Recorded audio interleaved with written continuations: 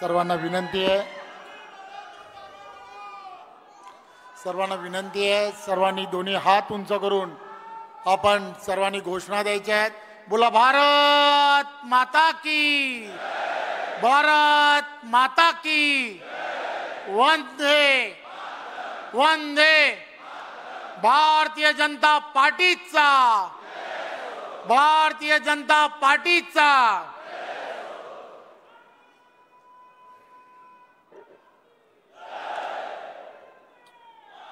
आजचा हा दिवस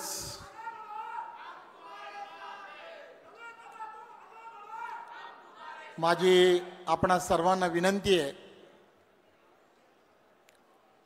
कधीच रवी दादा नाही आगे बढो आणि कधीच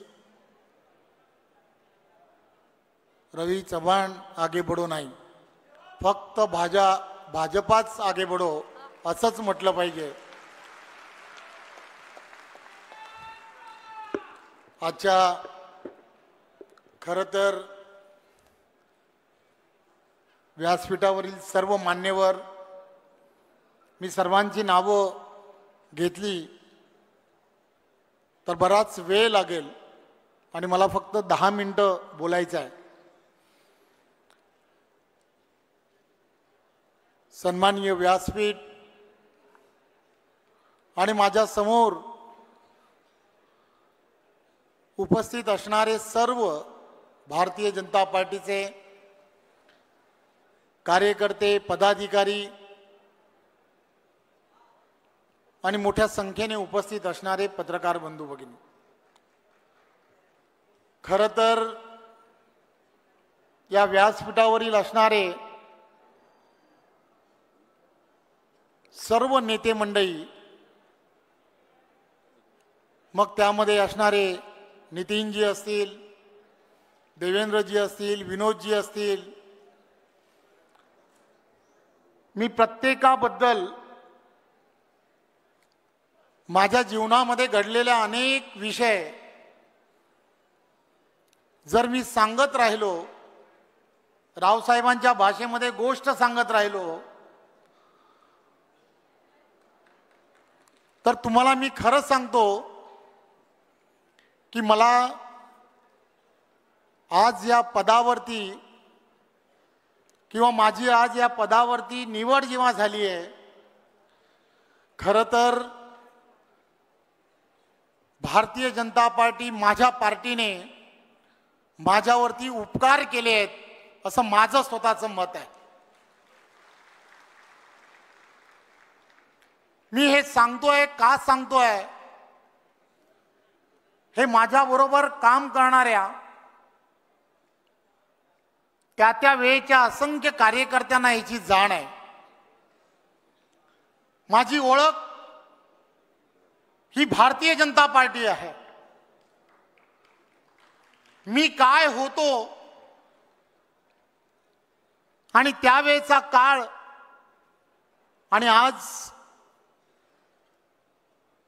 एवढ्या मोठ्या पार्टीच्या प्रमुख पदावरती माझ्यासारख्या एका छोट्याशा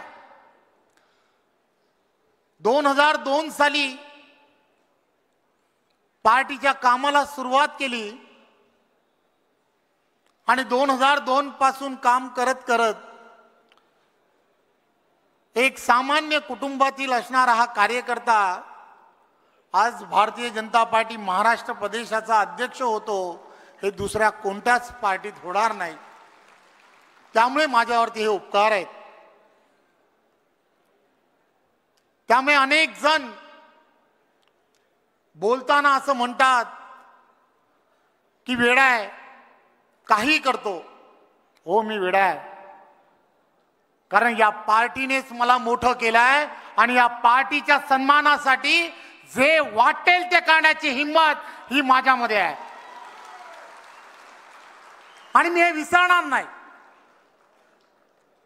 आणि विसरूही शकत नाही। भारतीय जनता पार्टीची विचारधारा गंगेसारखी निर्मळ आहे आणि प्रभावी सुद्धा आहे आणि या निर्मळ आणि प्रभावी अशा विचारधारेला महाराष्ट्रातल्या कानाकोपऱ्यापर्यंत पोहोचवणं ही तुमची आमची सर्वांची जबाबदारी आहे। आणि या विचारधारेला जेव्हापर्यंत तुम्ही आणि आम्ही सर्वजण सामान्य जनतेपर्यंत पोहोचू शकत नाही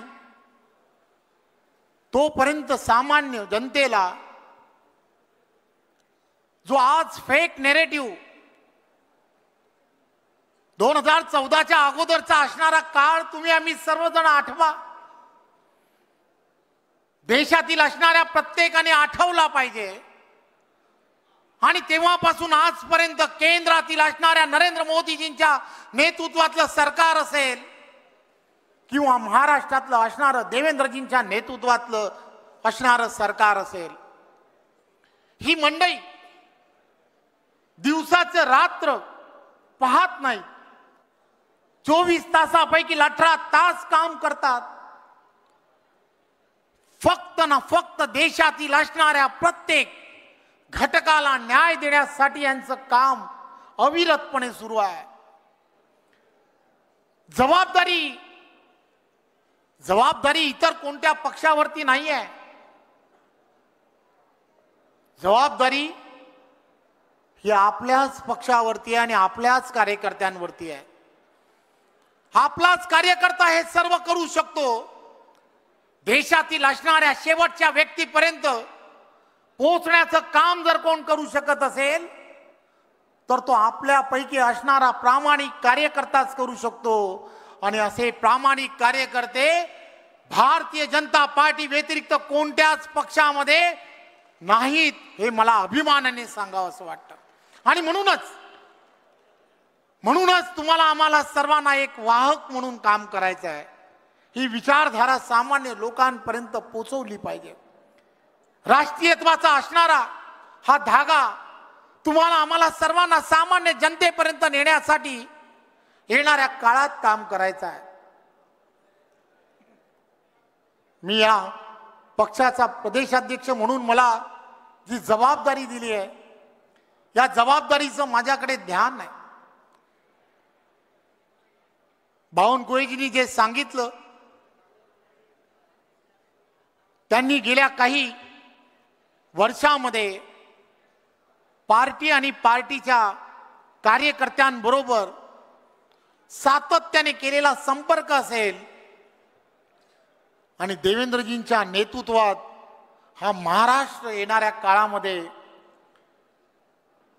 प्रत्येक क्षेत्रामध्ये एक नंबर होण्याच्या दृष्टिकोनातून त्यांचे असणारे प्रयत्न असतील, तुम्हाला आम्हा सर्व कार्यकर्त्यांना येणाऱ्या काळामध्ये महाराष्ट्रातील असणारे हे सर्व निर्णय देवेंद्रजींच्या नेतृत्वातले असतील किंवा नरेंद्र मोदीजींच्या नेतृत्वातले असणारे केंद्रातले निर्णय हे सामान्य जनतेपर्यंत पोहोचवायचे आहेत। आणि ती जबाबदारी तुमच्या आमच्या सर्वांवरती आहे। मी आपणा सर्वांना आपल्या पक्षाची असणाऱ्या विचारधारेमध्ये काम करणाऱ्या असंख्य नेते आणि त्यामध्ये असणारे रामभाऊ म्हाळगी, या रामभाऊ म्हाळगींनी जे सांगितलं की कार्यकर्ता कसा असावा, तो कार्यकर्ता पायाला भिंगरी, जिभेवर साखर आणि डोक्यावरती बर्फ असणारा कार्यकर्ता असावा।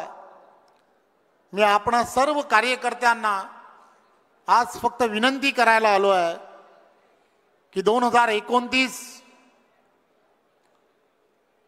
आणि या 2029 कडे जेव्हा लक्ष तुम्हाला आम्हाला ठेवून जेव्हा चालायचं आहे, त्यावेळेला कार्यकर्त्यांच्या कठोर परिश्रमाची ही वेळ आहे। तुमच्या सर्वांच्या साथीनेच हे सर्वच्या सर्व तुम्हाला आम्हाला सर्वांना पादक्रांत करायचं आहे। मला खात्री आहे की महाराष्ट्रातील असणारा हा कार्यकर्ता थकणार नाही आणि देवेंद्रजींच्या भाषेमध्ये थांबणारही नाही। येणाऱ्या काळात तुम्ही आणि आम्ही सर्वजण मिळून एक सशक्त असा भाजपा निर्माण करण्याच्या दिशेने आपण सर्वांनी पावलं उचलूया। धन्यवाद। जय हिंद, जय महाराष्ट्र।